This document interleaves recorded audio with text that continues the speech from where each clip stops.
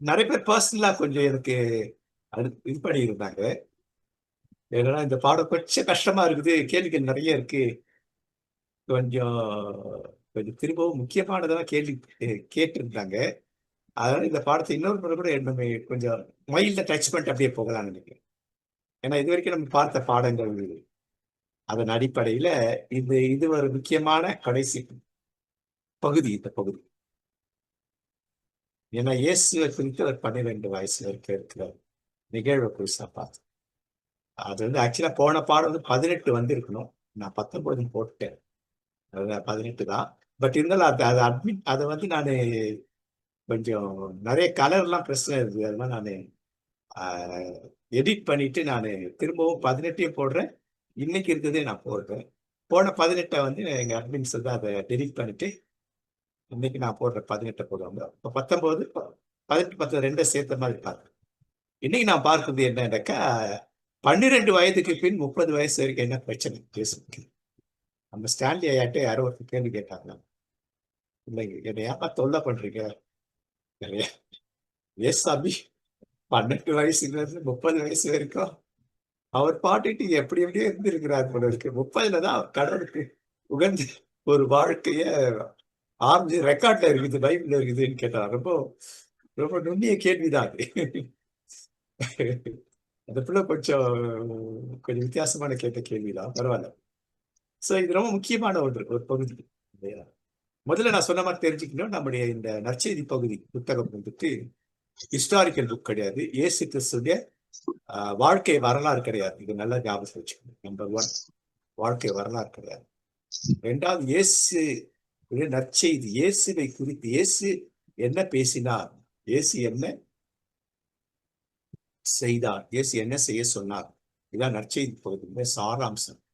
இது மக்களுக்கு போய் சேரணும்னா எழுத வேண்டிய கட்டாயம் ஏற்பட்டதுனால எழுதினார்கள். அது எழுதுவதற்கு தூண்டுகோலா இருந்தவருக்கு பவுல் அடிகளார், நீங்கள் இறைவாக்கு கொடைகளை நாட வேண்டும். அதாவது வரம், ஆவியின் வரம், தீர்க்க தரிசன வரம் நாடகம். அவர் சொன்ன தீர்க்க தரிசனம் கடவுள் பேசுனது இறைவாக்குனா எழுதுனாங்க, சொன்னாங்க, எழுதி வச்சாங்க, எழுதணும், இயேசுவை குறித்து எழுதணும். அப்போ இறைவாக்கு என்பதை கடவுள் பேசுவது எழுதணும்.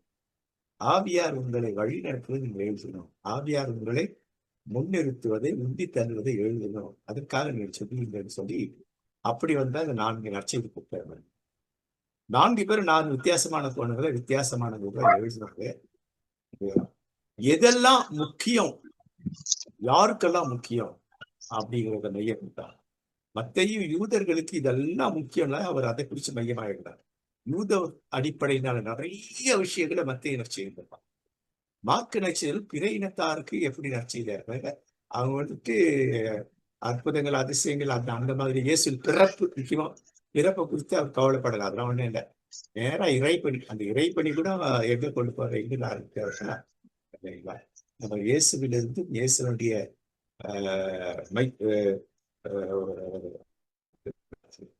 கசின் திருமணத்து யோவான்ல இருந்து ஆரம்பிக்கிறார்கள். லூக்கா கொஞ்சம் நல்ல படித்தவர்கள் எழுதுகிறார், முக்கியமாக கிரேக்கர்களுக்கு எழுதுகிறார், முக்கியம் படித்தவர்களுக்கு எழுதுகிறார். அது எல்லா படித்தவர்கள், கிரேக்கர் அல்லாத படித்தவர்களுக்கும் எழுதுகிறார். யோவான் துன்புறும் திருச்சபை மக்களுக்காக எழுதுகிறார். அதுல யூதர்கள், ஏன்னா அந்த அவர் காலத்துல யூதர்கள் தான் அதிகமாக துன்புறுத்தப்பட்டார்கள். யூத கிறிஸ்தவர்களும் துன்புறுத்தப்பட்டார்கள். அடுத்தது யூதர் அல்லாத கிறிஸ்தவர் துன்புறுத்தப்பட்டார்கள். அப்ப யூதர் அல்லாத கிறிஸ்தவர்களுக்கு என்னன்னா ஒரு இது தைரியமா இருக்க, இயேசு வரப்போகிறார்.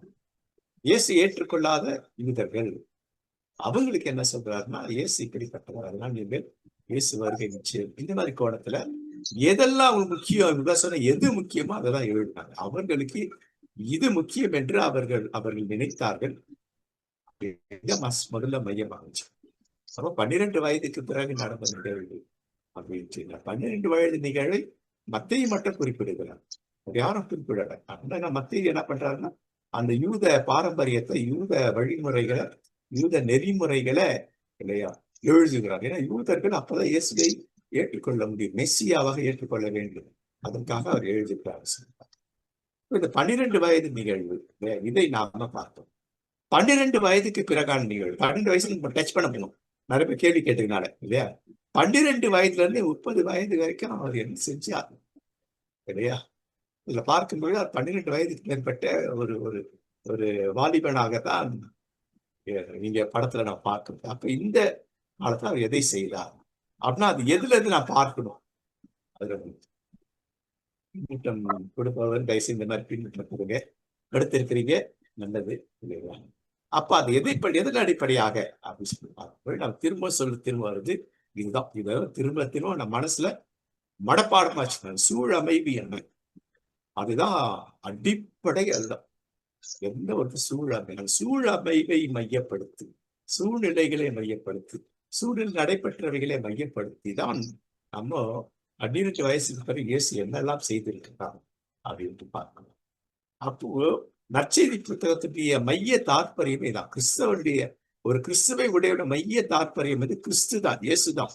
அப்ப இயேசு என்ன பேசினார், என்ன செய்தார், என்ன செய்ய சொன்னார், இதுதான் மைய தாற்பயம் ஒரு கிறிஸ்தவருக்கு. மோசே இதை செய்தார், தாவீது செய்தார், அதெல்லாம் பிறகு செகண்டரி, அதெல்லாம் மெயின் இதுதான். அப்ப இதுதான் நமக்கு வந்து ரொம்ப முக்கியமானது, இதை இல்லையா. அப்ப இதன் அடிப்படையில தான் நம்ம 12 வயசு வரைக்கும் தான் பார்க்கணும். 12 வயசு வரைக்கும் இதை இயேசு பிறந்த போது அப் டு 12 இயர்ஸ். 12க்கு பிறகு என்ன அப்படின்னு சொல்லிட்டு அப்போ அந்த 12 வயது வரைக்கும் நமக்கு பார்த்து கிட்டத்தட்ட ஒரு 36 தலைப்புகள் இதெல்லாம் நம்ம படிச்சிடும். அதெல்லாம் சேஞ்ச் பண்ணிருக்கேன், இதுலயே சேஞ்ச் பண்ணிட்டேன். அதனால இல்ல நாசரேத்து வாழ்வு அப்படின்னு சொல்லிட்டு அதுல என்ன பாஸ்கா, அந்த 12 வயசு பாஸ்கா கொண்டாட்டம். அடுத்து இயேசு பின் இறைவன், இது ரெண்டு முக்கியமானது. அதன் பிறகு கீழ்ப்படிந்திருந்தார், அவள் தான் பார்க்கணும். 12 வயசுல கீழ்ப்படிந்திருந்தாரா, கடைசி வரை இருந்தாரா, இதெல்லாம் வந்து நம்ம வந்து இதுங்களை வச்சுதான் பார்க்கணும். முக்கியமா இந்த இந்த இந்த லூக்கா 2ஆம் அதிகாரம் இந்த இந்த பகுதி வச்சுதான் பார்க்கணும். லூக்கா இந்த மைய பகுதி வச்சுதான் நாம் பார்க்கணும். அதுல என்ன நடந்தது. அப்போ சாரி, மத்தேயு செய்ய தவறு லூக்கா செய்யறாருங்க. அந்த யூத முறை அதை மறந்துட்டார். யூத முறைப்படி மத்தேயு இதே சொல்லியிருக்கணும், ஆனா லூக்கா செய்யறாரு. இது ஆவியானவருடைய வழி நடத்துதல், ஆவியானவர் உந்து விசை, உந்தி தள்ளுதல், நம்ம உற்சாகப்படுத்துதல். இதை செய், இதை யோசி, இப்படி யோசி, இப்படி செய். இது ரொம்ப முக்கியமானது. இது யார் செஞ்சு இருக்கணும் அப்படின்னு சொல்லி பார்த்தா கண்டிப்பாக இது சொல்லி இருக்க வேண்டியது மத்தேயு தான் சொல்லியிருக்கணும். ஆனா லூக்கா இதை கொண்டு வந்தார்.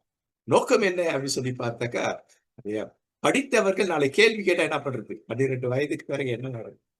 அப்போ இந்த 12 வயது இவர் அந்த கடைசி சில வசனங்களை மையப்படுத்தி 29 வயது 30 வயது வரைக்கும் என்ன நடந்திருக்குன்ற ஒரு அனுமானத்தை இது வழியா சிந்திக்க வைக்கிறார் இல்லையா. படித்தவர்கள் சிந்திப்பார்கள், கற்றுக்கொள்ள வேண்டும் என்று நினைக்கிறவர்கள் சிந்திப்பார்கள் இல்லையா, அதிகம் யோசிப்பார், கற்றுக்கொள்ள விரும்புவார். அதனாலதான் லூக்கா வந்துட்டு இந்த இந்த மத்தேயு விட்டு அந்த பகுதியில் லூக்கா எழுதிய நோக்கம் என்ன அப்படின்னாக்கா, அந்த பாரம்பரியத்தையும் எழுதுறாரு. அப்போ அவர் எல்லா படித்தவர்களுக்கும் எழுதுகிறார், யூத படித்தவர்களுக்கு எழுதுகிறார், யூத அல்லாத படித்தவர்களுக்கு எழுதுகிறார். பெரும்பாலும் யூத அல்லாத படித்தவர்கள் யாரா இருப்பாங்க, கிரேக்கர்கள். அப்ப இதை மையப்படுத்த நம்ம பார்த்துப்போம். அப்போ பைபிள்ல குறிப்பு எதுவுமே இல்லை அவரை குறிச்சு. 12 வயசுல 29 வயசுக்கு அவர் என்ன செஞ்சார் அவங்க குறிப்பே இல்லாதப்போ திடீர்னு தெரியும் 30 வயசுல அவர் ஆரம்பிக்கிறார், அவர் பெரிய சலசலப்பு ஏற்படும்.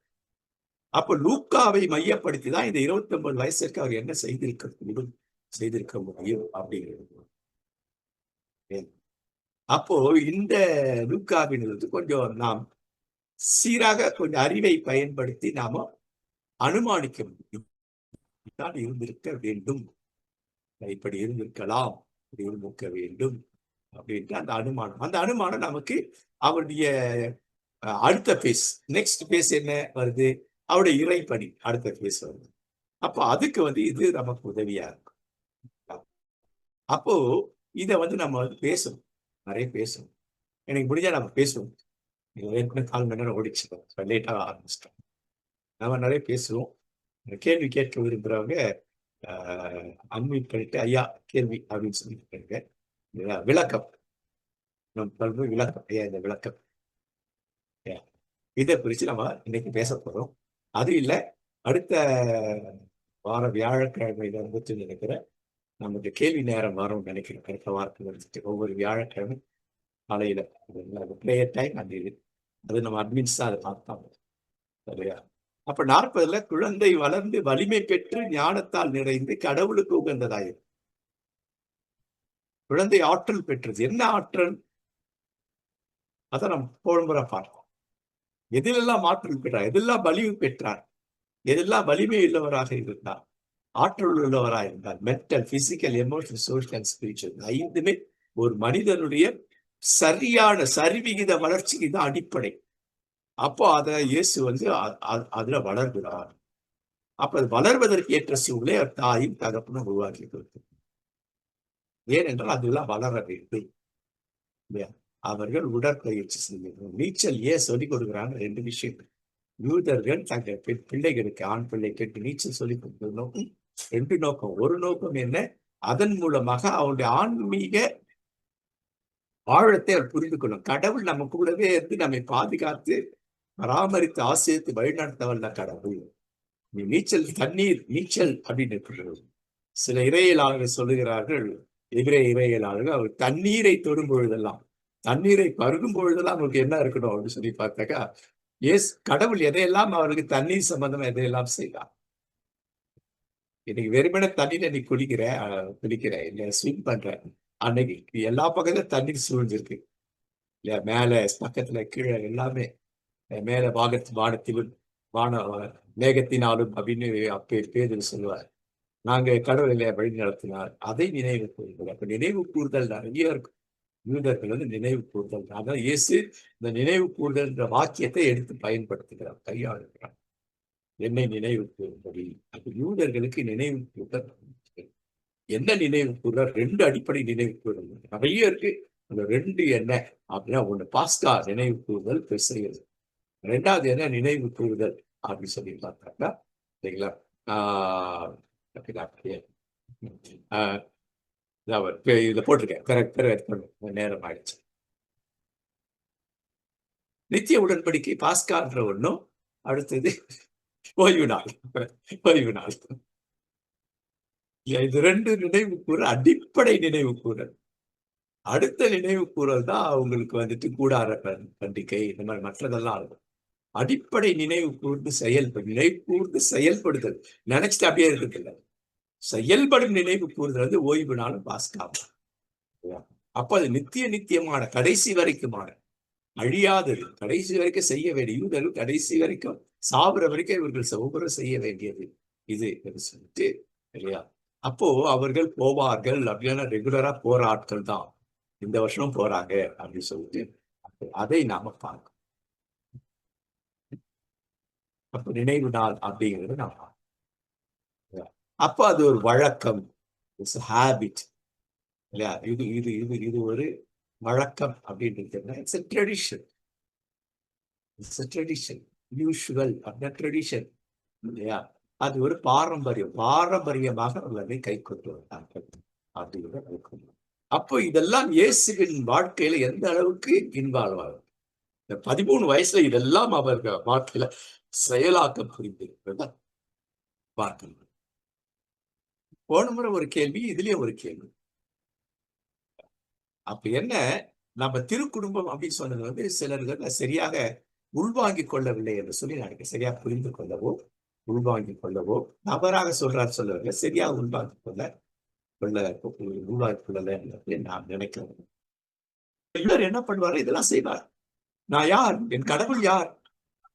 அப்போ கடவுளை தூயவர் பரிசுத்தர்.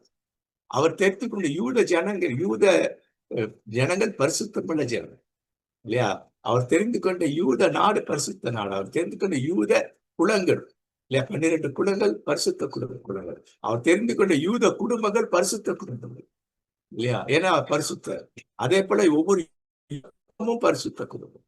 ஒவ்வொரு யூதனும் பரிசுத்தர் இல்லையா? அதனால்தான் அவர் அப்படி கடவுள் பரிசுத்தர், எங்களையும் பரிசுத்தமாய் அவர் வைத்திருக்கிறார். நாங்களும் அவரில் இணைந்திருக்கிறோம். அவருடைய பரிசுத்தத்திற்குள் நாங்கள் இணைந்திருக்கிறோம். அதான் கடவுள் எங்களை இந்த அளவுக்கு ஆசை. உண்மையிலே அதெல்லாம் பார்க்கணும். இவர்கள் அளவுக்கு அறிவாளிகள், படைத்தவர்கள் இல்லையா? உலகத்துல யாருமே இல்லை.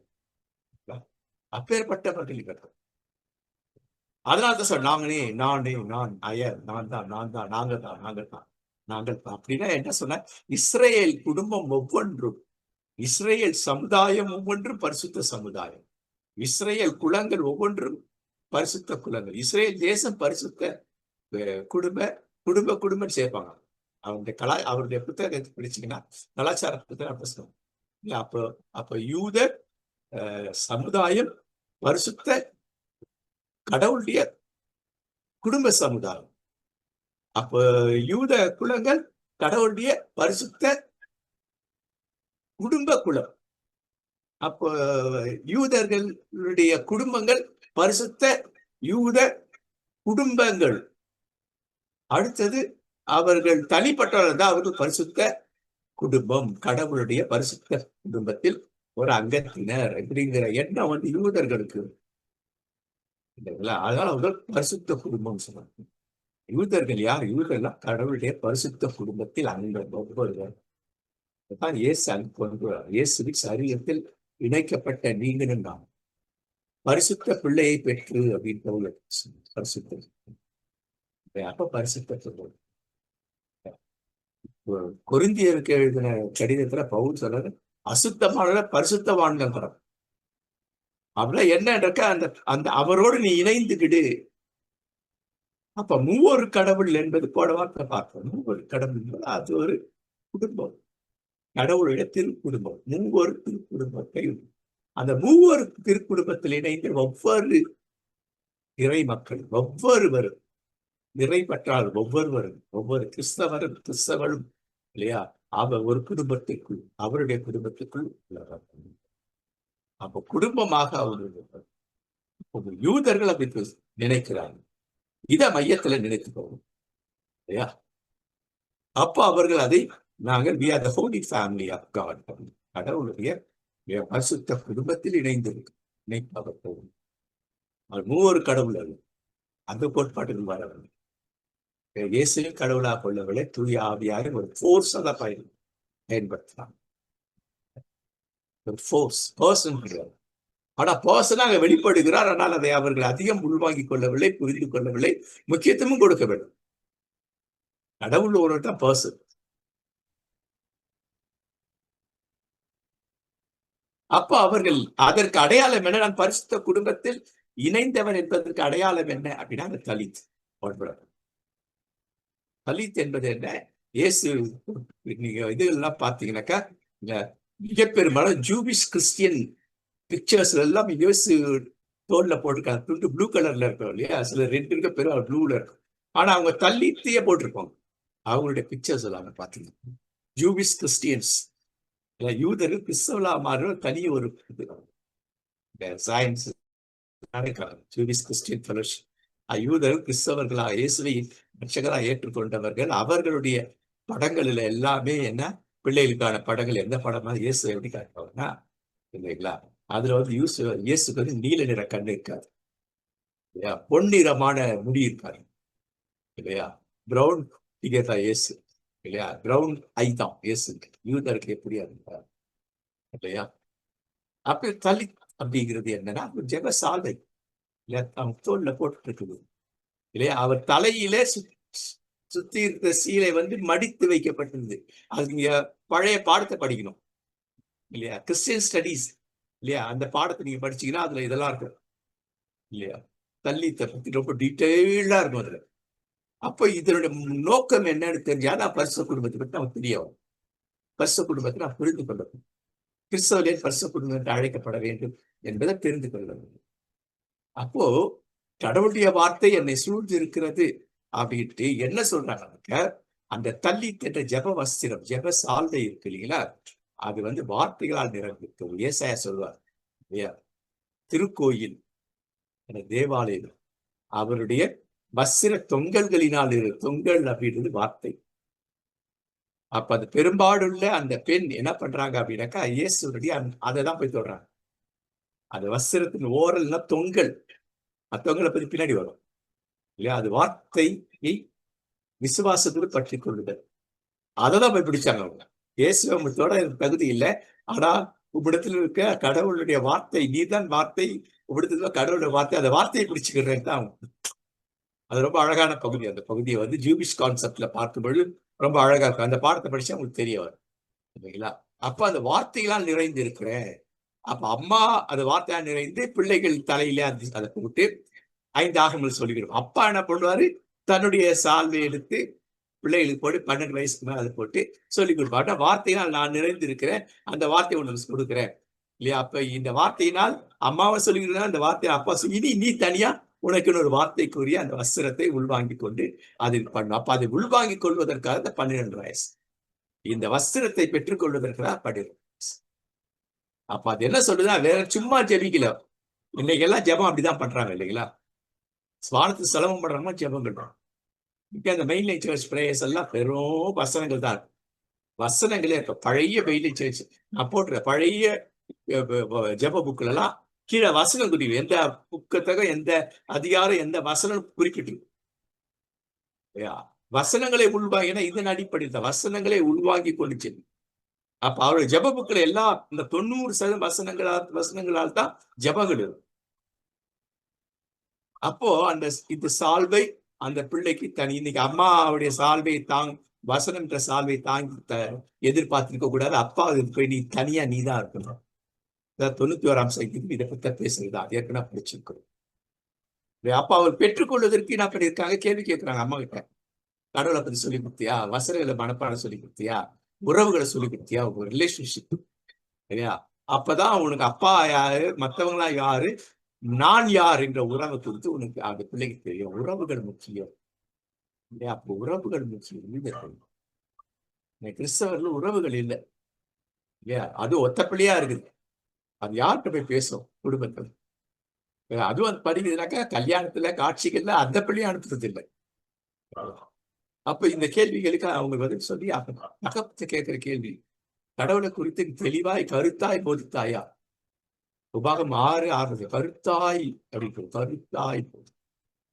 அப்போ உறவுகளை குறித்து கருத்தாய் போதித்தாயா? குடும்பம்னா என்ன, உறவினர்கள் யார், குலம் யார், 12 குலங்கள் யார், யார், கடவுள் யார், கருத்தாய். நீச்சலை குறித்து கருத்தாய் போதித்தாயா? நீச்சலை மட்டும் சொல்லிக் கொடுங்க. அவருடைய உடல் வளர்ச்சிக்கு நீச்சல் மட்டுமல்ல, ஆன்மீக வளர்ச்சிக்கு அதை குறித்து கருத்தாய் சொல்லு. ஏதாவது ஒரு தொழிலை நீ கற்றுக் கொடுத்தாங்க. இந்த தொழில் எனக்கு கொஞ்சம் பிரச்சனை, எனக்கும் பிரச்சனை, கூட தொழிலா அங்கேயோ பெரும்பாலும் அப்படிதான் இருந்திருக்க முடியும், இருந்திருக்க வேண்டும். வேற தொழில் மாறிட்டால தெரியல. ஏன்னா பவுலுக்கும் அது ஒரு தொழில் கூடாரம் இல்லை, இதுதான் தள்ளித்தார் செஞ்சு வித்தார். கூடாரம் இல்லை, போடுற கூடாரம் இல்லை. இது பெரும்பாலான இறையாளர்கள் கருத்து இதுதான், ஜூபிஸ் கான்செப்ட்ல இருக்குதான் இல்லையா? ஒரு பாதி அளவுக்கு இறையலாளர்கள் ஆமா அவர் வந்துட்டு இந்த கூடாரம் என்று சொல்லுகின்ற சிறிய கூடாரமாக தள்ளித்தான் செஞ்சார். எல்லாரும் செய்ய முடியாது. அதை செய்யறதுக்கு சில குறிப்பிட்டவர்கள் இருக்கும், தலைவர்கள் இருக்கும், ஆன்மீக தலைவர்கள், பரிசெயர்கள் இல்லையா? அது போல தலைவர் இருக்காங்க இல்லைங்களா, ரபி இல்லையா, இவர் அப்பேற்பட்டவர். அதனால அவர் அதை செய்தால் பிழைப்பார். தொழில் பெண்ணுக்கும் தொழில் கண்டிப்பா எல்லாரும் தொழில் செஞ்சிருக்கும். அப்போ ஒவ்வொருத்தரும் என்ன பண்ணாங்க இல்லையா, இனி பெற்றோரை சாராமல் அவர்கள் குறிப்பிட்ட வயதுக்கு பிறகு பெற்றோரை பாதுகாத்து தன் காலிலே தான் வளர்வதற்கு கடவுளை சார்ந்திருக்க வேண்டும். இதுதான் இதனுடைய மையம். இந்த 12 வயசுல இவர்கள் அதுதான் மையமா, கடவுளை சார்ந்து கொண்டு இருக்க அப்படிங்கிற அந்த அடிப்படையில சொல்றது. அப்ப இதுக்கு என்ன பண்ணுவாங்க, 5 வயது 7 வயது பையனுக்கு பார் மிட்சுவாடணும், பெண்ணுக்கு பேட் மிட்சுவாடணும். இப்ப அவங்க என்ன பண்ணாங்க, இதை பெற்றுக்கொண்ட உடனே அவங்க என்ன பண்ணாங்க, முதல்ல இன்டர் டிபெண்ட், அந்த அம்மாவை சார்ந்து அதெல்லாம் கற்றுக்கிட்டாங்க, அப்பாவை சார்ந்து கற்றுக்கொண்டாங்க. இப்ப என்னன்னாக்கா அவங்க 2 பேரும் சார வேண்டிய அவசியம் இல்லை. அவன் சொல்லிக் கொடுத்த அனுபவத்தை விட இவர்கள் கடவுளை சார்ந்திருக்கிறார்கள். அதான் இயேசு கிறிஸ்து அந்த மாதிரி கேள்வி கேட்கிறார். அப்ப இயேசு கிறிஸ்து கேட்கல, மத்த கேட்டாங்களா அப்படின்னாக்கா கேட்டிருக்க வாய்ப்பு இல்லை. ஏன்னா ஆச்சரியப்பட்டார், பிரமித்தார்னாக்கா அப்ப இயேசு கிறிஸ்து அதை உள்வாங்குவதை குறித்து அம்மா அப்பா அழகா சொல்லி கொடுத்தது. இருதயத்தை வைத்து தியானிப்பது அப்படின்னா என்னன்றத சொல்லி கொடுத்திருப்பாங்க. இயேசு வந்து அது சும்மா இல்லையா, கற்பூர புத்தின்னு சொல்லுவாங்க தமிழ்ல. கற்பூர டக்கு பிடிச்சுக்கிட்டாரு. அது ஆழமா அகலமாலாம் பார்த்தாரு, உயரமாலாம் பார்த்திருக்காரு. அப்பேற்பட்ட ஒன்று எப்படி வந்தது என்று சொல்லிப்பார்கள். கண்டிப்பாக அவங்க அப்பாவுக்கு அதை சொல்லி கொடுத்திருப்பாங்க. அதை சொல்லி கொடுத்து அவங்க செய்யறாங்கன்னு ஃபாலோ பண்ணியிருப்பாங்க. ஒரு காலகட்டத்தில் ஃபாலோ பண்றதுடைய விளைவு என்னன்னு சரியா பார்த்திருப்பாங்க. ஆழமான விளைவுகளை இப்பதான் பாக்குறாங்க. 12 வயசு அந்த ஆழமான விளைவை பாக்குறாங்க. என்னையா தேடினீங்க, உங்களுக்கு தெரியாதா? வீட்டுல இருக்கும் பொழுதே நான் அப்பாவை குறிச்சு நான் பார்த்திருந்தேன், இது தெரியாதா? அப்ப அப்பாங்கிறது என்ன, அது பின்னாடி பார்க்கணும். ஏன் ஏசு அப்பான்னு சொன்னாரு, அறிந்து புரிந்து அனுபவிக்கிறது. அப்ப இதுதான் இல்லைங்களா, இந்த கூடார பண்டிகையில எல்லாரும் இந்த கூடாரத்தை தலையில மாட்டுறது. இத வந்து தலையில மூடிக்கிட்டு எல்லாரும் கூடாரத்துக்குள்ள மக்கள் போக முடியாது. பிரதான ஆசாரம் தான் உள்ள போடும். ஆசாரியர் ஒரு எல்லாத்து வரைக்கும் போக முடியும். சமூகத்தை அப்ப வைக்கிற இடங்கள்ல இல்லையா, அந்த குத்து விளக்கு அது வரைக்கும் போகும். அடுப்புல தூப கலக்கு வரையும் அதுக்குள்ள போக முடியாது. அப்போ கடவுள் அங்கே பாதுகாக்கிறார். கடவுளுடைய பிரசன்னம் அங்க இருக்கு. அதுதான் என்னது, அதுக்குள்ள நெருங்க முடியல. அவருடைய தூயவர் அப்படின்னா நெருங்க முடியாது. அவருடைய வார்த்தைகளால் நிரம்பி இருக்குது. அந்த வார்த்தைகளை உள்வாங்கிக் கொள்ள முடியாது. அதனாலதான் உள்ள போக முடியல. அதுதான் அதனுடைய அர்த்தம் இல்லைங்களா. மகிமை அப்படின்னா என்ன, அது ஏற்கனவே பழைய பாடத்தை சொல்லி இருக்கோம். இப்ப திரும்பி சொல்ல நேரம் இருக்க. இதுதான் அந்த. அப்ப அதுல அவங்க என்னென்ன பண்ணாங்க, தலையில ஒரு சின்ன தப்பு, இயேசு வந்து சில தப்பு போட்டிருப்பார், அது பேர் கிப்பா. அது என்ன சொல்லுகிறது என்று சொல்லி பார்த்தால், என் அறிவு எப்படி இருக்கணும் அப்படின்னு சொல்லி பார்த்தா, என் அறிவு கடவுளை சார்ந்திருக்கு. கடவுள் கொடுக்கிற அறிவு அந்த அந்த அந்த தள்ளி அப்படிங்கிறதுல கடவுளோட வார்த்தை. அந்த வார்த்தையை நான் பாதுகாப்பா மூடி வச்சுக்கணும். என் அறிவை, என் மூளையை நான் மூடி வச்சுக்கிறதுக்கு அதுதான் இந்த கிப்பா. அது பேர் கிப்பா. அந்த தலையில போட்டு அது. அடுத்து டெஃப்லின், நெத்திக்கு மேல, அத கண்களுக்கு நடுவுல, கைகளில, அது டெஃப்லின். இது தலித். ஜிட்சிட், அதுல தொங்கல், 4 பக்கத்துல தொங்கல். இந்த தொங்கலை தான் பிடிச்சாங்க. வஸ்திரத்தின் ஓரம் அந்த தொங்கலை தான் அவங்க பிடிச்சாங்க.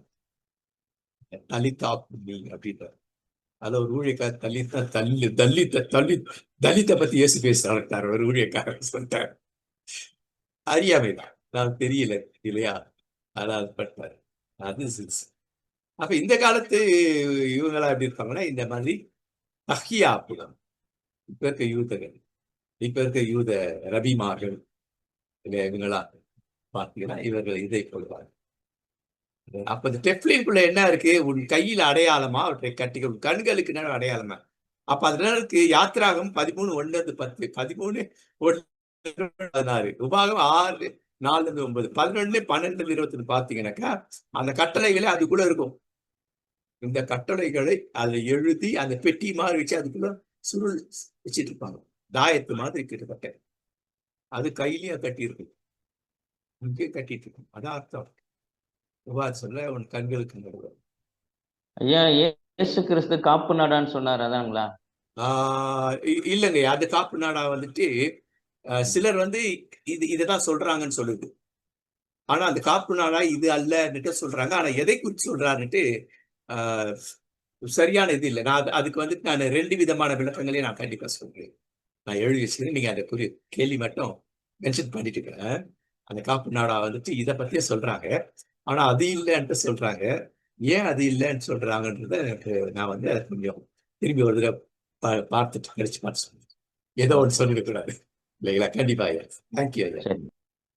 அப்போ இவ்வளவு விஷயத்தின் விளைவுதான் ஆன்மீகவாதிகளோடு இவர் என்ன தர்க்கம் செய்யல, உரையாடல். இந்த வயசுல இதெல்லாம் இவர் கேட்கிறாரு. நமக்கு இத்தனை வயசுல நாம நாம பேச வேண்டியதெல்லாம் இவர் இந்த வயசுல பேசுறாரு. அப்ப அவர்கள் ஆச்சரியம் எங்க இருக்குது அப்படின்னாக்கா, நமக்கு புரிய விட்டு அவங்க அம்மா கிட்ட இருக்குது. அம்மா கிட்ட இருந்து அவருடைய வளர்ப்பு தன்மை யோசேப்புக்கு போச்சு.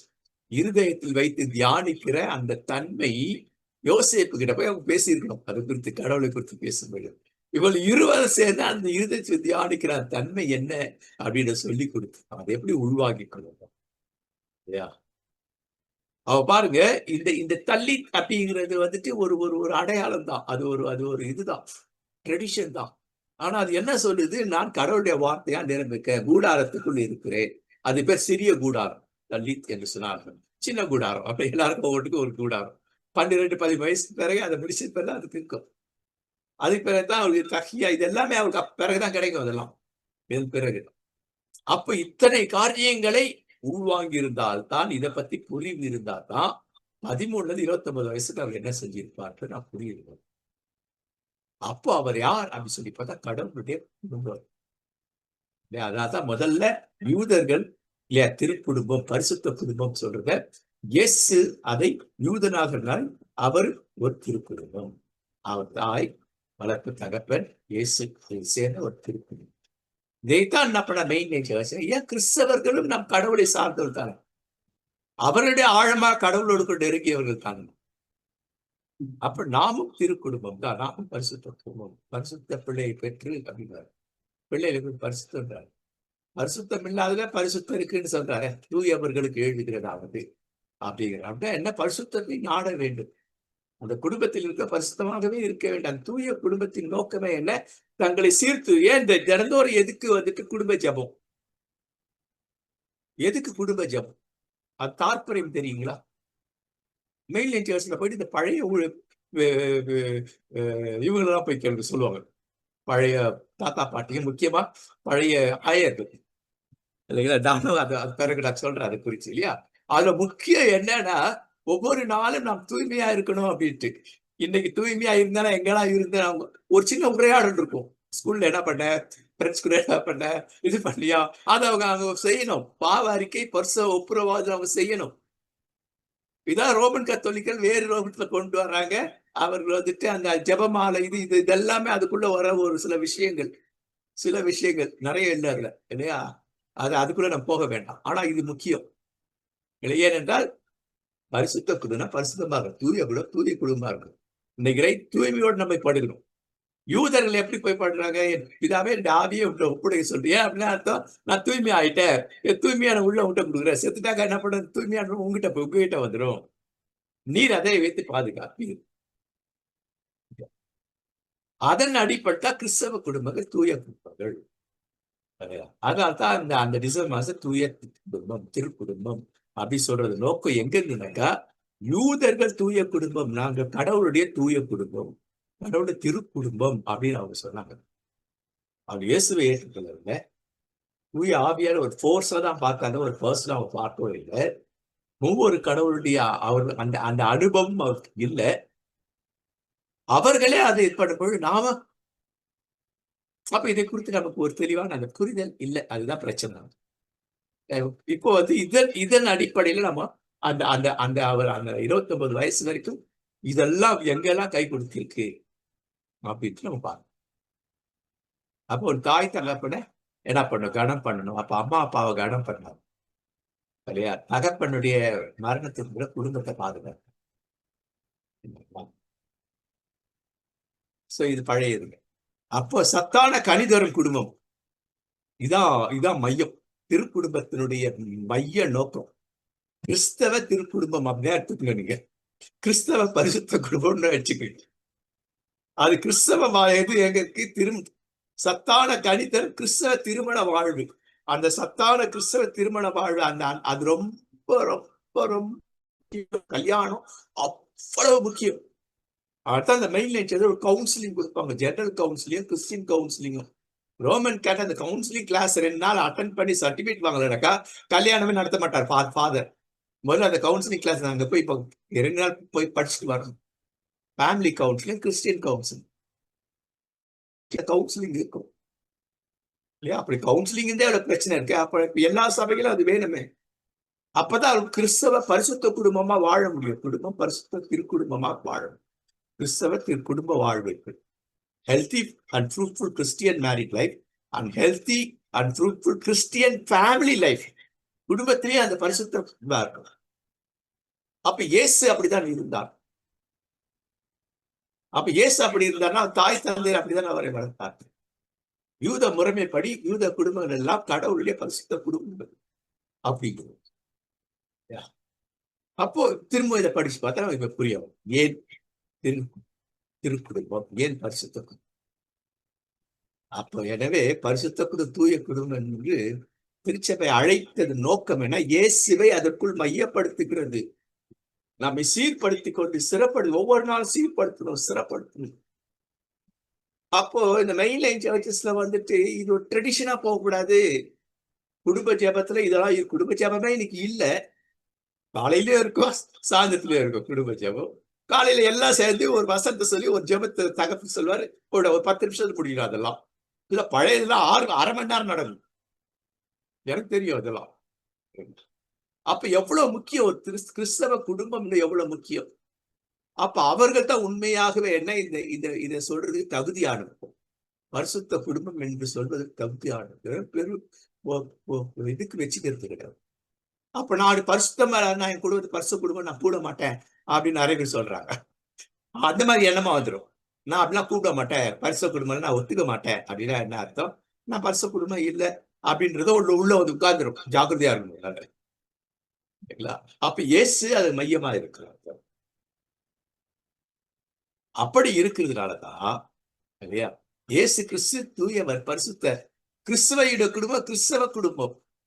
அப்ப அந்த கிறிஸ்தவ பரிசுத்த குடும்பம் என்றால் கிறிஸ்துவை பின்பற்றுகிட்ட தூய பரிசுத்த குடும்பம்.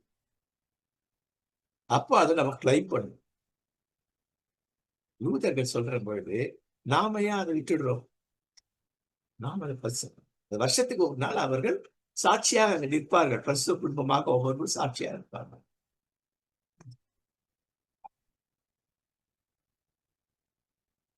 அடுத்து இல்லையா அவர்கள் எதை நினைத்தார்கள்? அசியூமிங் இருக்கு, எண்ணிக்கொண்டார்கள். அப்படின்னா என்ன அர்த்தம்? ஒவ்வொரு வருஷமும் இதான் நடக்கும். ஒவ்வொரு வருஷமும் இந்த குடும்பத்திற்கு அவங்க அங்கங்க போய் செட் ஆயிட்டு வந்துடுவாங்க. இந்த முறைதான் பிரச்சனை ஆயிடுச்சு இல்லையா? போகும்போது அந்த ஃபேமிலி கூட இருப்பாரு. ஏன்னா பிள்ளைங்க எல்லாம் நிறைய பிள்ளைங்க இருக்கும்பொழுது அவங்களுடைய ஜூவிஷ் ஃபேமிலி இல்லையா, அவங்களோட கல்ச்சர் அந்த புக்கெல்லாம் படிக்கணும். நிறைய இருக்கு அவங்க புக்ஸ் இல்ல, ancient culture, Jewish ancient culture அப்படின்றத பார்க்கணும். மத்திய கால யூத கலாச்சாரம். ஆனா எல்லாத்துலயுமே எது ஆதிக்கம் செலுத்தோம்னா ஆன்மீகம் ஆதிக்கம் செலுத்தும். ஆன்மீகம், ஜூவிஷ் ஸ்பிரிச்சுவாலிட்டி, அதுதான் ஆதிக்கம். 3 காலத்துல தற்காலத்திலேயே கூட அது உண்டு. அது செயல்பாட்டுக்கு வரலனாக்க அது உண்டு. பெயர்களுக்காக அதை அவங்க போர்ஸ் பண்ணுவாங்க. அப்ப இது நடக்கும். இந்த முறை வேற மாதிரி ஆயிடுச்சு இல்லைங்களா? சோ 3 நாள் அங்க இருக்கிறார். அப்ப 3 நாள் அவங்க இயேசு வந்து யாரை பத்தி கவலைப்படல. ஏன் கவலைப்படலனாக்கா அவங்க அம்மா அப்பா எப்படி நம்ம இங்க இருக்கிறோம், அப்பா கூட இருக்கிறோம், அது போதும் இல்லையா? நான் அவர் கூட இருக்கிறேன். அப்போ இதுதான் வந்து விதை, முளைத்த விதை. 12 வயதுதான் அதை காண்பிக்கும். அது எங்க காண்பிக்கிறது? அது விதை எங்க முளைக்கிறதுன்னா 52ஆம் வசனம். தாய் தந்தை கீழ்ப்படிந்த அங்கதான் வளருது. வளர்ந்து எங்க கனி கொடுக்க ஆரம்பிக்கிறது அப்படின்னு சொல்லி பார்த்தா 30ஆம் வயசுல கனி கொடுக்கிறாங்க. இறை பணி என்பது கனி கொடுக்கும் பணி. அதுல ஊழியம் சும்மா இல்லை, அது கனி கொடுப்பது. ஊழியம் இறை பணி அப்படிங்கிறது கனி கொடுக்கிறது. இயேசு செய்தார். இதெல்லாம் நம்ம பார்த்துட்டோம். அப்ப இங்க பார்க்கிறோம் தமிழ் அவர் கேட்கும் பொழுது புரிந்து கொள்ளும் திறன். அப்போ இதுல வளர்ச்சி அடைந்தார். அது வளர்ச்சி அடைந்தார் என்பது அந்த வசனம் தெளிவா சொல்லும். ஞானத்திலும் வளர்ச்சியிலும் தேவ கிருபையிலும் மனுஷ தயவிலும் அதிகமாய் ஸ்டெப் பை ஸ்டெப் வளர்ச்சி அடைந்து கொண்டே. அப்போ ஒரு வளர்ச்சி என்பது தடைபடாது. அப்போ பிசாசுக்கு இடம் கொடுக்காதபடிக்கு இல்லையா அதை செய்தார். செய்வதற்கு காரணம் அம்மா அப்பா. இன்னைக்கு நாம எப்படி இருக்கோம், நம்ம பிள்ளைகளை செய்வது. அப்போ அந்த யூத குடும்பத்தில ஆண் பிள்ளைகள் செய்ய வேண்டிய கடமையை அவர் 30 வயசு செய்திருக்கிறார். அவருடைய அண்டர்ஸ்டாண்டிங் கெப்பாசிட்டி அதை பார்க்கிறாங்க. இந்த வயசுல இதெல்லாம் இவரால் எப்படி புரிஞ்சிக்க முடியுதுனாக்கா அது அம்மா அப்பா செஞ்சது. மற்ற பிள்ளைகள் புரிஞ்சு கொள்ள அளவுக்கு இருந்திருக்காது. இந்த அளவுக்கு ஆழமா, அகலமா, உயரமா மற்ற பிள்ளைகள். ஏனென்றால் அந்த கடமைப்படி அவர் சரியா செய்திருப்பார்கள். 5 ஆகமங்களை மனப்பாடம் பண்ணியிருப்பாங்க. 5 ஆகமங்களுக்கு என்ன வசனங்களுக்கு என்ன அர்த்தம் இதெல்லாம் புரிஞ்சுட்டு இருப்பாங்க.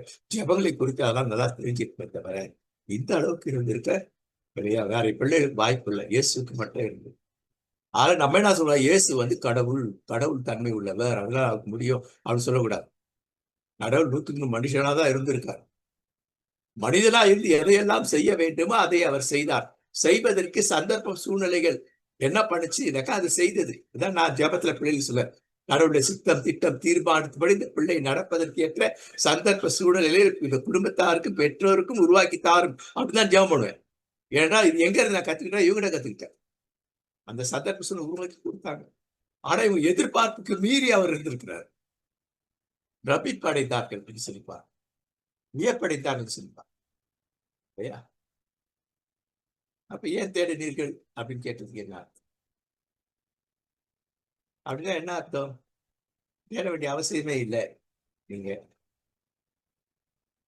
அப்படின்னா என்ன அர்த்தம்? பதைத்தீர்கள் அப்படின்னு. ஏன் பதைச்சு வந்தீங்க? தேடுவது கரெக்டா? நான் இங்க இருப்பேன், நீங்க தான் கூப்பிட்டு போகணும். என்னை கூப்பிட்டு போயிட்டு உங்க வேலைதான். இப்படி அந்த அம்மாவோட பதைப்பு, அப்பாவோட பதைப்பு அவருக்கு ஒரு கனிவு வந்து, ஐயோ அம்மா இப்படி துடிச்சு போயிட்டாங்க, அப்பா இப்படி துடிச்சு போயிட்டாங்கன்னு முகத்தை பார்த்து அவங்க பேச்சை பார்த்தே அவங்க என்ன பண்ணிப்ப, ஏன் தேடினீர்கள் என்பது அது வந்துட்டு ஒரு விதமான என்னது என்ன சொல்லுவாங்க, ஆதிக்கத்தின் கேள்வி அல்ல, அது ஒரு கனிவின் கேள்வி. கனிவு. என்ன தேடினீங்க, ஏன் அப்படி கஷ்டம்? நான் கூட இருக்கும் பொழுதே நான் என்ன பண்ணுவேன், எப்படி இருந்தேன் உங்களுக்கு தெரியும் இல்லையா? அப்போ இங்க வந்து நான் கோயிலுக்கு வந்து நான் எப்படி இருந்திருக்கணும் கொஞ்சம் யோசிக்க கூடாது. அப்ப பதைக்காம மெதுவா வந்திருக்கலாமே. அதான் சொல்றேன், நான் இங்கதான் எவ்வளவு அப்படிங்கிற அந்த இங்கதான் அவர் பயன்படுத்துகிற வார்த்தை தந்தை, அப்பா என்பது. அத மரியாதைனால அதை சரியானபடி உருவாகி போல பல வேலைகள்ல அந்த பதைப்பு இருந்தா அது நடக்கும் இல்லையா? என்ன பிரச்சனை, ஒரு தடதான் வராது. இவங்க இருந்தது தியானித்தாலும் கூட அந்த பதைப்பு இல்லாதபடிக்கு இல்லையா கொஞ்சம். ஏன்னா அவர் தெரிஞ்சிருக்கு, அவர் எவ்வளவு ஸ்மார்ட் அப்படின்னு தெரிஞ்சிருக்கு. இருந்தாலும் தாய் உள்ளம், இதான் தாய் உள்ளம் அப்படின்றதுதான். என்னதான் இருந்தாலும் ஊருக்கு ராஜாலும் வீட்டுக்குள்ளதான அதுவும் இருக்கத்தான் செய்யும். அப்ப இயேசு என்ன சொல்றாரு, வேறொன்றை கற்றுக் கொடுக்கிறார். பதைக்காதீர்கள். இன்றைக்கு பிள்ளைகளை குறித்து பதைப்பதைக்க வேண்டாம். ஏன் பதைப்பது? நீ அவங்க கூட நேரத்தை செலவு பண்ண நீங்க பதைக்க வேண்டிய அவசியம் இருக்காது. அது பெரிய பகுதி, அதுக்குள்ள நான் போகணும் இல்லையா? பிறகு அவருடைய வாழ்வு நம்புகிறவா நாசரேத் சென்றடைந்து பணிந்து நடந்தார். சொல்றதெல்லாம் இல்லையா? கடவுளை பற்றி குறித்து அம்மா அப்பா சொல்லி கொடுக்கறதுல முதல் படத்துல பார்க்கணும். தாய்க்கு உதவி செய்யறதுல, தகப்பனுக்கு உதவி செய்யறதுல, உறவினருக்கு உதவி செய்யறதுல, சமுதாயத்துக்கு உதவி செய்யறதுல எல்லாத்துலயும் பாரு. இன்னொரு படம் அதுல இருக்கு, அதிகமாக பிடிச்சிருந்த ஒரு படம் பார்க்கணும். உகந்தவராய் வாழ்ந்தார். இதான் முக்கியம். இயேசு ஞானத்து வளர்ச்சியும் மிகுந்து கடவுளுக்கு மனிதருக்கு, மனிதர் என்றால் பெற்றோர், குடும்பத்தில் மற்றவர்கள், உறவினர்கள், சமுதாயத்தில் எல்லாரும். இன்னொரு படத்துல பாத்தீங்கன்னாக்கா இதே மாதிரி இயேசு பண்ணுவாரு. ஆனா அங்க பிள்ளைகள் இருக்கு. இது வந்து ஒரு கான்ட்ரடிக்ஷன் ஏரியா. இது ஒரு கான்ட்ரடிக்ஷன். 3 விதமான விளக்கங்கள் தருகிறார்கள் இல்லையா? முதல் விளக்கம் ரோம கத்தோலிக்கர்கள் அவருடைய விளக்கம். மரியாதை வந்துட்டு யோசேப்புக்கு ஒரே மனைவிதான். ஆனா அவங்க கல்யாணம் பண்ண 2 பேரும் அவர்கள் உடல் அளவில் அவர்கள் சேர்ந்து வாழவில்லை இல்லையா? அவர் சாகுற வரைக்கும் இவர்கள் என்ன கணவனோடு உறவு இல்லாதவர்கள், கன்னி என்றும் குழந்தை பிறந்தா கன்னி தன்மை புரியுது. கன்னி மரியான் அப்படி சொல்லப்படுறாங்க. கன்னி மரியான்ற டெர்மினாலஜி வந்து தட்ஸ் நாட் கரெக்ட். அதுக்கு பிறப்பதற்கு முன் கன்னி, அதன் பிறகு அவர்கள் குழந்தை எப்படி குழந்தை பெற்றிருக்கார் இல்லையா? அப்ப கணவரிடம் உறவு வைத்துக் கொள்ளாத ஒரு பெண்ணாக தூயவராக இருந்தார். அது அவருடைய கான்செப்ட். அவர் அருள் இருந்த மரியா, தூய மரியா அப்படின்ட்டு அவர் சொல்றாரு. அது ஒரு கான்செப்ட். இரண்டாவது கான்செப்ட் என்ன சொல்றது அப்படின்னு சொல்லி பார்த்தா, இதை பெரும்பாலான இறையியலாளர் சொல்லுகிற ஒரு விஷயம், ஓரளவுக்கு பெரும்பாலும் ரொம்ப விஷயம். அவங்க சொல்றது என்னக்க இல்லையா, யோசேப்புக்கு ஏற்கனவே கல்யாணம் குழந்தைங்க இருக்கு, மனைவியா இருக்காங்க. இவங்க இரண்டாவது மனைவி. அப்ப இயேசுவோட உடன் பிறந்தவர்கள் அப்படின்னு பார்த்தாக்கா, அவங்க பெரியம்மா வழியில பார்த்தோம்னாக்கா எல்லாம் அண்ணன் அக்காங்க தான். அண்ணன் அக்கா, தம்பி தகை. ஏன்னா இந்த உறவுனால வந்தது கிடையாது. தம்பி தகை. ஏன்னா அது பேர் மரியாதை குழந்தை பெற்றாரு கிடையாது. அது ஒரு ஒரு கருத்து. எல்லாம் வேல்யூபிள் கருத்து தான். இது எது வேணா நம்ம எடுத்துக்கலாம். மூன்றாவது கருத்து என்ன சொல்லுது சொல்லி பார்த்தாக்கா, இயேசு பிறக்கிற வரைக்கும் அவர் என்ன பண்ணுது, அவருக்கு வந்துட்டு ஒரே மனைவி தான் இல்லையா?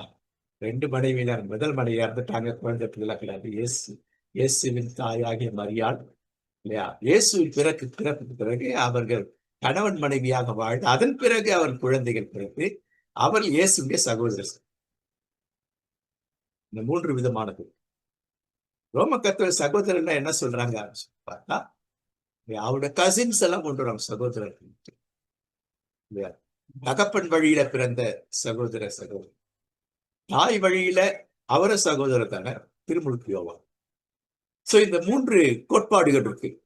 3மே வேல்யூபிள் தான் இல்லையா? ஆனா ஒன்று நிச்சயம், இயேசுவின் தாய் எப்பேற்பட்டவர், இது ரொம்ப முக்கியம். இதுல நாம எதை எடுத்துக்கொள்ளணும் அப்படின்றது நான் உங்ககிட்ட தான் விடுறேன் இல்லையா? நான் வந்து ஒவ்வொரு ஏரியால ஒவ்வொன்றுமே என்னால என்ன பண்ண முடியாது, எதையும் நிராகரிக்கவும் முடியாது.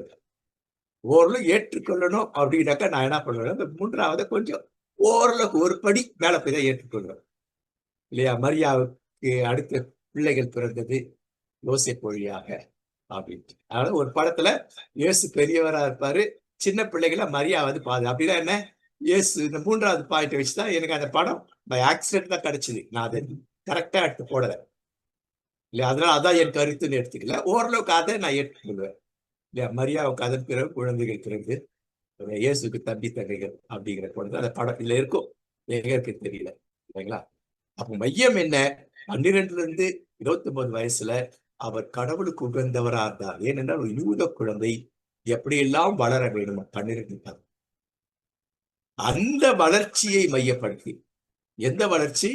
5 வளர்ச்சி, mental, physical, emotional, social and spiritual. இந்த 5லும் அவர் அதிகமாய் விருத்தி அடைந்ததுனால அதை மையப்படுத்தி தான் அவர் 29 வயசுக்கு அப்படித்தான் வாழ்ந்திருக்கிறார். அப்படித்தான் வாழ்ந்திருக்க வேண்டும். குடும்ப பொறுப்பை ஏற்றுக்க வேண்டும். எல்லாரும் இளம் வயதிலேயே அவருடைய கணவர் இறந்துவிட்டார் இல்லையா? யோசிப்பு இறந்துவிட்டார் அப்படி.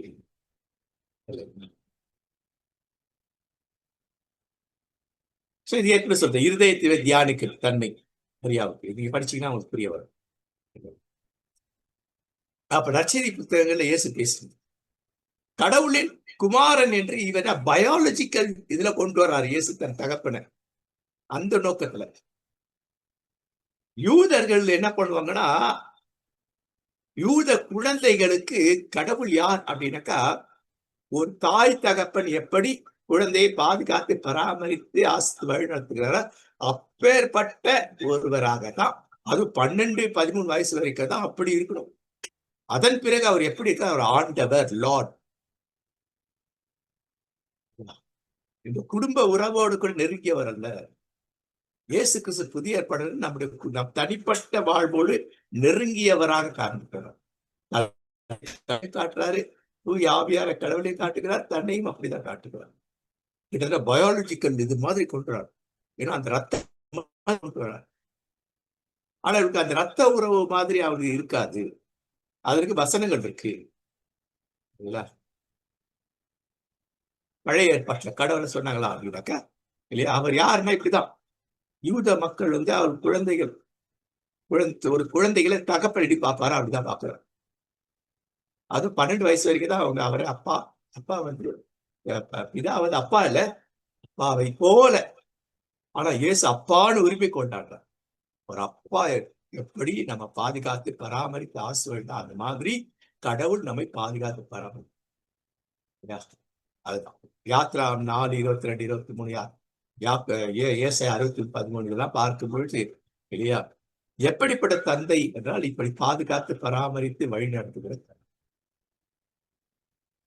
அப்படின்னா நான் பாதுகாப்பவன் தான். யாத்ரா 4:22-23 இஸ்ரேல் தனது முதல் மகன் உள்ளப்பா அவங்க வழியா தான் இஸ்ரேல் ஜனங்களே பெருக போறாங்க. அவங்க வழியாக இல்லையா? இஸ்ராயேல் யார் என்றால் இந்த முதல் மகன் அப்படின்னு சொல்ற. அப்ப இந்த கான்செப்ட்ல இருந்தாதான் இயேசு அப்பாவை எப்படி கொண்டாடுறாருன்னா, தன் சொந்த அப்பாவா கிட்டத்தட்ட பயாலஜிக்கல் ஃபாதர் மாதிரி பண்றதுனாலதான் பிரச்சனை இருக்கு. அங்க அவர்கள் இயேசு அப்படித்தான் சொன்னார், சொல்லி இருக்க வேண்டும், சொல்லி இருக்க முடியும். ஆனால் அவர் புரிதல் என்ன? இந்த 12 வயசுக்கு இப்படிதான் சொல்லியிருப்பாங்க, தகப்பனி போல அப்படின்னு. அத தாயும் தகப்பனும் ஆகிய கடவுள் அப்படிங்கிறது கான்செப்ட்ல இருக்கும். அகன்ற மார்பினை உடையவர் அப்படின்ட்டு இருக்கும். அது யூத ஹீப்ரு டெர்மினாலஜில பார்த்தீங்கன்னா பெண் பால்னு சொல்லப்பட்டிருக்கு. அப்ப பெண்ணுக்கு மார்பகத்துல குழந்தைக்கு பால் கொடுக்கிறவர் அப்படின்னா உன்னை பாலூட்டி சோறுட்டி உன்னை வளர்க்கிறவர். அதுதான் கடவுள் பன்மையில சொல்லப்பட்டிருக்கு. அதெல்லாம் நமக்கு தெரியணும் அந்த மாதிரி விஷயங்கள். அப்போ 100க்கு 100 அவர் மனிதன் என்பதை இங்க என்ன பண்ணுது? கலாத்தியர் 4:5-9 சொல்லுது. அவர் 100க்கு 100 மனிதனாக இருந்தார். மனிதனாக எல்லாவற்றையும் அவர் எதையெல்லாம் செய்தாரோ அதையெல்லாம் நம்மால் செய்யணும். ஆனா ஒன்று, அது அதிசயங்கள் அற்புதங்கள் எதற்கு செய்தார் அது முதல்ல தெரியணும். ஏனென்றால் அதிசயங்கள் அதை அவர்கள் இதுவா தான் பார்ப்பாங்க, சைன் தான் பார்ப்பாங்க. யூதர்கள் அடையாளத்தை ஏற்றுகிறார்கள், கிரேக்கர்களோ இல்லையா அறிவை தேடுகிறார்கள். அப்ப இதெல்லாம் என்ன? இதெல்லாம் சரிதான் சைன். இவர் மேசியா என்பதற்கு சைன். அதனால்தான் அவர் இந்த அற்புதங்களை எல்லாம் செய்கிறார். அதை முதல்ல புரிஞ்சுக்கணும். இன்னைக்கு ஏன் அற்புதங்கள் அடையாளம் ஏன் அப்போஸ்தலர்கள் இன்னும் 100கணக்கில் 1000கணக்கில் இயேசு ஏன் செய்யல? எது முக்கியமானதா? இயேசு சொன்னார், நீ அற்புதங்கள் அடையாளம் செய்யின்னு சொல்ல, நற்செய்தி அறிவி, சீசரா மாத்து, இதுதான் மையமா சொன்னாரு. தவிர நீ எப்ப அடிசலா இருப்ப என்னை காட்டில் பெரிய காரியங்கள் தான் என்ன அர்த்தம் இல்ல? இயேசு சொல்லி சிலர் தான் என்னப்பட ஏற்றுக்கொண்டு 10 பேர் சொன்னாங்க. இயேசு சொல்லி அப்படியே உள்வாங்கி கொண்டு முதல் நற்செய்தியாளராக அந்த அந்த சமாரிய பெண் இருந்தாங்க இல்லையா? இப்படி அதே போல அந்த அந்த அந்த பிசாசு பிடித்தவர் சொல்றா இல்லையா, அவர் அப்ப 2 பேரும் நடந்திருக்கு. இன்னொரு இடத்துல 2 பேர் இருந்திருக்கிறாங்க. அப்போ ஒரே விதமான சுகப்படுத்தும் நிகழ்வுகள் சில இடங்கள்ல ஏன் திரும்ப இன்னொருத்தர் வருதுனாக்கா அங்க இன்னும் 2 பேரா இருந்திருக்காங்க அங்க. இதெல்லாம் புரிஞ்சுக்கணும். அப்போ 100க்கு 100 மனிதா என்னன்னா, நீயும் இதை செய்ய முடியும். நான் எதையெல்லாம் செய்தேன், நான் எதையெல்லாம் அதெல்லாம் நீயும் பேச முடியும். நான் எதையெல்லாம் செய்ய நீயும் செய்ய முடியும். நான் எதையெல்லாம் செய்ய உனக்கு சொல்லிக் கொடுத்தா அதை நீயும் மக்கள் செய்து கொடுக்க முடியும். இதுதான் என்னை காட்டில் பெரிய காரியங்கள்ல இதுதான். சுகப்படுத்துறதே இல்லை. அமாவாசை கூடுகையில இது பண்ணுங்க அப்படின்னு. இந்த அமாவாசை கூடுகை ஒருத்தர் நான் எங்க இதுக்கு ஜெபம் பண்ணணும், இது பண்ணுங்க நீதான். நான் அதுக்கெல்லாம் வரமாட்டேங்க. நான் அமாவாசை அன்னைக்கு தான் பேய் எப்பவுமே இருக்குதான் செய்யும். ஆனா அமாவாசை அன்னைக்கு அமாவாசை ஜபம், பௌர்ணமி ஜபம் இல்லையா? அப்புறம் இன்னொரு ஜபம் புதுசா வந்து அப்ப மனித தன்மை இதுல விளங்குகிறது. அவர் எப்படி இருந்தார் என்பது விளங்குகிறது. அதெல்லாம் நீங்க கொடுத்தார். அவர் மனிதனாக இருந்தால் கீழ்ப்படிதலை கற்றுக்கொண்டார். கடவுள் நீ யார் என்று சொல்றதுக்கு மனிதராய் இருந்ததுனால கீழ்ப்படிதலை அவர் கற்றுக்கொண்டார். அம்மா அப்பா கிட்ட கற்றுக்கொண்டார், அவருடைய உறவினர்கிட்ட கற்றுக்கொண்டார், முக்கியமா அவங்க பெரியப்பா கிட்ட, பெரியப்பா இல்லையா, அதே போல உறவினர்கிட்ட கற்றுக்கொண்டு கண்டிப்பா அவர் ஏன் கற்றுக்கொண்டிருப்பார் என்று சொன்னால் அந்த அந்த அந்த ஆன்மீகவாதிகளும் கற்றுக்கொண்டிருப்பார். அது பின்னாடி பார்ப்போம் இல்லைங்களா. சோ இந்த கேள்விகள் இதெல்லாம் நம்ம இதெல்லாம் ஏற்படுது. சோ இதுல அவர் வளர்ந்தார் அப்படின்னு பார்க்கிறோம். முக்கியமான ஒன்றை பார்ப்போம், பார்த்துட்டு சில அப்படியே ஏற்படும். 12 வயதில் சிறுவர், அவர் நியாயப்பிரமாணின் வாக்குறுதியின் மகன். நியாயப்பிரமாணத்தை நான் நிறைவேற்றதான் உண்டு. அப்ப நீ நியாயப்பிர சொல்றதா தப்பு தப்பா சொல்லி கொடுக்குற. நான் சொல்லுகிறது நான் சொல்றதுதான் நியாயப்பிரமாணம். இது அவர் எங்க கற்றுக்கொண்டார், எந்த இடத்துல அவர் பண்ணியிருக்கிறாரு பின்னாடி பார்க்கணும். அது 12 வயசு இதை பத்தி கேட்டிருப்பாரு. இவங்க இப்படி சொல்றாங்களே, இதுல இப்படி இருக்குதே, இல்ல 5 மனப்பாடம் இல்ல, அதான் நியாயப்பிரமாணம். இது இருக்குதே, இப்ப இப்படி பண்றாங்களே, அப்ப அவங்க சொல்லி ஆமா சரி நீ சொன்னா கரெக்ட். ஆச்சரியப்பட்டான என்ன, நம்ம இன்னைக்கு வந்து இந்த மாதிரி இன்பப்பட்டு இந்த மாதிரி ஏமாத்த முடியாது, ஊரை ஏமாத்த முடியாது, ஒருத்தர் கிளம்பி வந்துட்டான் இல்லையா. நியாயப்பட கடமைகள், கன்ஃபர்மேஷன், கடவுளோட பிள்ளை என்பது கன்ஃபர்மேஷன். இன்னொரு வகையில பார்த்தோம்னா இந்த 12 வயதுல அவர் அதை பெற்றுக் கொள்வார். அடுத்த முக்கியமா சில எங்கே போறேன் திரும்ப ரிப்பீட்டார்.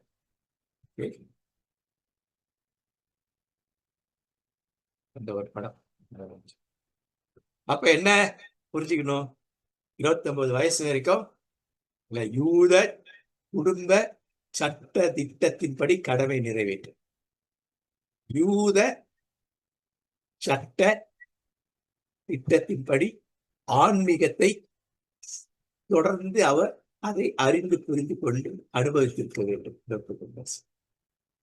அப்ப என்ன, ஒவ்வொரு முறையும் அவர் பாஸ்காவுக்கு போயிட்டு தான் இருக்கும். திருக்கோயில் தலைவிட்ட கண்டிப்பா ஒவ்வொரு வருஷமும் கண்டிப்பா போய் ஒருத்தர் வந்துட்டாடா, கேள்வி கேட்கறது வந்துட்டாடா, பைபிள் கடவுள்னா என்ன பார்த்து ப்ரொஃபஸர் கொஞ்சம் இன்னைக்கு என்னதான் கேள்வி கேட்பானோ அப்படிங்கிற மாதிரி வந்துட்டாங்க. அப்ப அவர்கிட்ட போயிட்டு என்ன பண்ணிருப்பாரு, இவர் கண்டிப்பா தர்க்கம் பண்ணிருக்க வாய்ப்பு இல்லை. ஏன்னா கற்றுக்கொள்ளுகிற சிந்தை உடையவர், அதான் முற்றிலும் தேறினவர்களாகி சொல்லி காரணம். இயேசு தேறினார், நீய நானும் தேறணும் அப்படின்னு. அப்போ கருத்து பரிமாற்றம், இது கரெக்ட் தானே, இதுதானே ஒவ்வொரு வருஷமும் கிட்டத்தட்ட 29 வருஷம் இது நடந்திருக்கும். நான் இருக்கிற பகுதியில் இப்படி இருந்த என்ன காரணம், சில உண்மையா சொல்லி இருக்கலாம், சில மறைச்சி தனியா கொண்டு சொல்லி இருக்கலாம், எங்க பழப்புல மண்ணை போடாத பாட்டு சொல்லி இருக்கலாம். ஐயா, யூத ரபிக்கள் கேள்வியெல்லாம் கேட்க அனுமதிப்பாங்களா ஐயா ஆசாரியர்லாம்? இவரும் கேட்கிறார், அவரும் கேட்கிறார், கேட்கணும் பாடத்தை குறித்து இதெல்லாம் கேட்கணும். அந்த இதுல படிச்சீங்கன்னா தப்பு. அதான் அந்த அந்த புக்கு பேர் ஞாபகம். இப்போ இதுவே வருது, ஜூபிஷ் கல்ச்சர், இங்கிலீஷோட ஜூபிஷ் கல்ச்சர், ஜூபிஷ் ஸ்பிரிச்சுவல் கல்ச்சர்னு ஒன்று இருக்கும். ஜூபிஷ் யூத சமுதாய இது என்ன அப்படின்ட்டு இதெல்லாம் இருக்கு. இப்ப நிறைய ஆமா ஆமா அதுல பார்த்தோம்னாக்கா கேள்விகள் கேட்கிறது. அப்போ இயேசு வந்து அவளை இடக்கு முடக்காக கேள்வி கேட்டேன், நான் இன்னும் புரிந்து கொள்ள, இன்னும் உள்வாங்கிக் கொள்ள வேண்டும், இதை முழுசா உள்வாங்கினா தான் அவருக்கு போய் ஊழியத்தை சூப்பரா செய்ய முடியும். ஷார்ப்பா கத்தி முனையில கத்தி, கூர்மையான கத்தி போல ஊழியம் பண்ணார். ஏன் இத்தனை வருஷத்துல இதெல்லாம் அவர் செய்திருக்கணும். குடும்பம், அப்புறம் வேலை, குடும்பத்தை பார்க்கறது, எல்லாமே சகோதர சொல்லி பார்க்கறது, ஆன்மீகத்திலே சொல்லி கருத்து பரிமாற்றம் தான் நடந்திருப்பாங்க. இப்படி இருக்குது, இப்படி என்ன சொல்றது, அவங்க போய் தனியா கொண்டு சொல்லியிருப்பாங்க. எல்லாரும் மூட மாறத்தலாக நான் பிறகு சொல்றேன், என்ன மாதிரி பிறகு சொல்ற மாதிரி தெரியலப்பா சொல்ற மாதிரி கூட்டு போய் தனியா, அப்பப்ப இது கரெக்ட் தான், அப்படி இருக்கக்கூடாது, இப்படி இருக்கக்கூடாது இல்லையா சொல்லி இருக்கலாம். இல்ல அவர்களுக்கு ஒரு தெளிவு வந்திருக்கலாம், ஓ இவ பிற்காலத்துல வந்துட்டு இல்லையா ஒரு சீர்திருத்தத்தை செய்யறவனா இருக்கலாம், நினைச்சிருக்கலாம், தெரியாது நமக்கு. ஏன்னா அந்த இந்த உரையாடலை பார்க்கும்போது அதெல்லாம் தெரிய வரும். அது எல்லாம் சிறுமறை காட்டு 5 ஆகங்களை மையப்படுத்துறாங்க. 30வது வயசுல அவர் ஆரம்பிச்சார் பாருங்க, சூப்பரா ஆரம்பிக்கிறார். அது 30வது வயசுலயே அவருடைய வாளை நறுக்கணும், இல்ல அவருடைய கத்தியுடைய கூர்மையை குறைக்கணும்னுட்டு என்ன பண்றாருன்னா பிசாசு பிளான் பண்றாரு. என்ன பண்றாரு, ஆவியார் என்ன பண்றாரு, கடவுளை அனுமதிக்கிறார். ஆவியார் என்ன பண்றாரு, போப்பா சென்று வா அப்படின்ட்டு அனுப்புறாரு.